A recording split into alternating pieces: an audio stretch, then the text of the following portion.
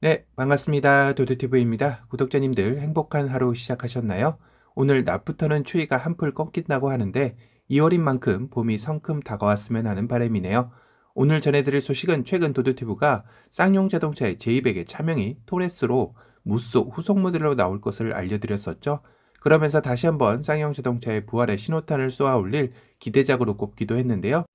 그렇다면 이 다음 타자로는 코란도의 정통 오프로드 헤리티지를 이을 KR10이 대기를 하고 있습니다. 코란도의 옛 향수가 있는 분들에게는 환호할 만한 정통 오프로드 차량일 텐데요.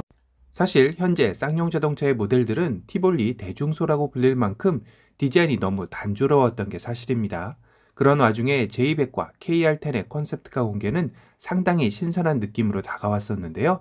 각종 예상도들 역시 정통 SUV의 모습을 가졌던 무쏘와 코란도의 부활을 알리며 앞다퉈 나오기 시작했습니다. 특히 KR10의 콘셉트카 디자인은 국내 완성업체의 SUV들과는 차별성이 확실하게 느껴졌는데요. 쌍용차만의 정통 SUV로서의 헤리티지가 그대로 느껴졌고 쌍용이 뭘 만들어야 소비자들이 환호하겠구나라는 것을 이제야 알아차렸다라는 느낌을 받았었는데요. 2세대 코란도의 모습이 가장 많이 녹아있는 모습으로 원형 헤드램프와 새로운 그릴은 정말 우리가 그토록 원했던 쌍용스러움을 담아냈습니다. 2세대 코란도의 가로형 방향지 시등은 원형 헤드램프 상단 쪽으로 올리면서 얇고 가늘게 현대적으로 표현하였고 전변의 스키드 플레이트 역시 오프로드 차량에 걸맞는 묵직함으로 전면에 포스를 심어주었었는데요. 디자인에서 정말 힘이 느껴지죠. 제발 이대로만 나와줬으면 하는 바람이 크실 텐데요. 최근 제200의 실차가 살짝 공개가 되면서 역시 컨셉트카는 믿으면 안 된다라는 의견과 그래도 저 정도면 비슷하게 나온 게 아니냐라는 의견으로 나뉘고 있긴 합니다. KR10만은 그런 논란이 없었으면 하는 바람이고요. 리어 역시 오프로드의 느낌이 물씬 느껴지죠. 이전 스페어 타이어가 장착되어져 있던 곳은 새로운 모습으로 재해석이 되었고 각진 테일램프와 스키드 플레이트 역시 정통 SUV로서의 느낌을 새롭게 재해석한 느낌입니다. 다만 공도에서 위장막이 포착되는 J200과는 달리 아직 이렇다 할 정보나 위장막 등이 나오지는 않는 시점이기도 한데요. 하지만 소비자들 입장에서는 옛 향수를 불러올 만한 올드카의 부활을 기대하기에 쌍용 자동차에 거는 기대도 큰 것도 사실입니다. 특히 이번에 우여곡절 끝에 인수협상을 끝마친 에디슨 모터스는 코란도, 무쏘, 렉스턴, 체어맨 등을 전기차로 재탄생시키겠다는 포부를 밝혀 더욱더 기대가 커지는 시점인데요. 무쏘, 즉 제200의 전기차 프로젝트명이 이미 U100으로 알려져 있기도 하죠. 사실 코란도는 1983년 출시해 2005년까지 3세대 코란도로 와일드한 오프로드 SUV의 대명사였죠. 하지만 5년간 생산이 중단되었다가 다시금 4세대, 5세대를 거치면서 티볼리와 같은 패밀리 룩으로 변모하며 코란도 이름에 걸맞지 않는다라는 평도 많았던 게 사실입니다. 이런 코란도는 이미 전기차 이모션으로 출시가 되어 있기도 하죠. 3주간의 사전 계약에서 3,500대를 넘기면서 올해 국내 생산 물량으로 잡은 1,000대를 훌쩍 넘겨 모두를 놀라게 하기도 했는데요. 이러하다 보니 KR10이 코란도의 정통 오프로드 헤리티지를 잇는다 해도 차명에서는 현 코란도와 똑같이 사용할 수 없다라는 것도 팩트이기도 하죠. 다시 말해 J100이 무쏘의 후속 모델이지만 무쏘가 아닌 토레스라는 전혀 다른 이름으로 나오듯이 KR10 역시 이미 존재하는 코란도가 아닌 새로운 이름으로 나올 가능성도 높아진 셈인 겁니다. 그러면서 KR10의 출시 시점으로 봤을 때 파워트레인 역시 단순한 내연기관 모델이 아닌 에디슨 모터스와 쌍용 자동차가 사활을 건 친환경차로서의 파워트레인을 갖추고 나올 것으로 알려졌는데요.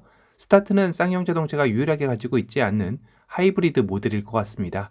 쌍용 자동차는 전기차도 중요하겠지만 당장의 판매량 회복을 위해서는 현재 현대기아차에서도 가장 예상 납기 기간이 길 만큼 인기가 좋은 하이브리드 차량도 피할 수 없는 필수가 되어버린 것인데요.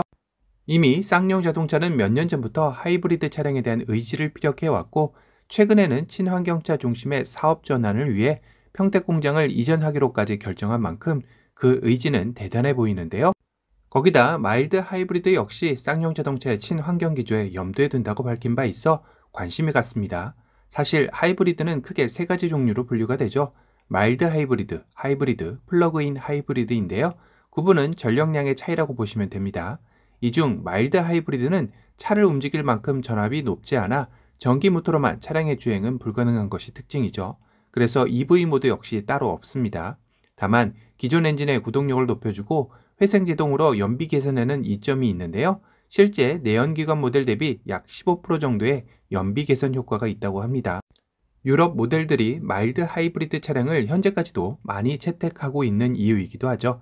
국내 현대기아차는 이미 하이브리드 차량에 대한 기술 축적이 높기에 굳이 마일드 하이브리드 차량을 만들지는 않지만 쌍용자동차의 경우는 아직까지 하이브리드 차량에 대한 기술 축적이 약하기에 엔진을 통째로 바꾸는 하이브리드 모델보다는 기존 내연기관차에서 부품 및 몇 개만 바꾸면 되는 마일드 하이브리드를 먼저 선보일 것으로 보이기도 합니다. 이를 통해 가격도 낮추고 개발 시간도 단축할 수 있기에 쌍용자동차의 회생 프로그램으로서는 브릿지 역할을 할 수 있기 때문인데요. 다만 최근 정부에서 2023년까지 하이브리드 차량을 친환경차 정책에서 배제하려는 움직임을 보이고 있고 하이브리드의 세금 감면 혜택도 해마다 줄어들고 있어 하이브리드 모델도 염두에 두고 있는 쌍용자동차가 노선을 어떻게 잡을지도 아직은 미지수이긴 합니다. 물론 마일드 하이브리드는 일반 내연기관과 크게 다르지 않아 세금 혜택은 현재도 없죠. 다만 저공해 2등급으로 분류되어 주차장 할인, 혼잡 통행료의 면제 혜택만 있습니다. 그러기에 오히려 쌍용자동차는 가격은 하이브리드보다 낮고 어차피 세금 혜택을 못 받는 게 똑같다면 연비면에서 내연기관 모델보다 이점이 있는 마일드 하이브리드 틈새 시장을 공략하여 전기차로 넘어가는 브릿지 파워트레인으로 제격일 수 있겠다라는 생각도 들었는데요. 쌍용자동차의 KR10이 과연 어떤 친환경 파워트레인을 탑재하여 최근 자동차 시장에 부응하는 모델을 내놓을지 궁금해지는 시점이기도 하네요. J200과 KR10의 컨셉트카는 비슷한 시기에 공개가 되었으나 J200은 올해 7월 정도로 출시일이 잡혀 있고 KR10의 출시 시점은 현재까지는 미정입니다. 아마도 J200의 시장 상황을 살피고 KR10의 방향성도 확정 지으려는 게 아닐까 싶은데요.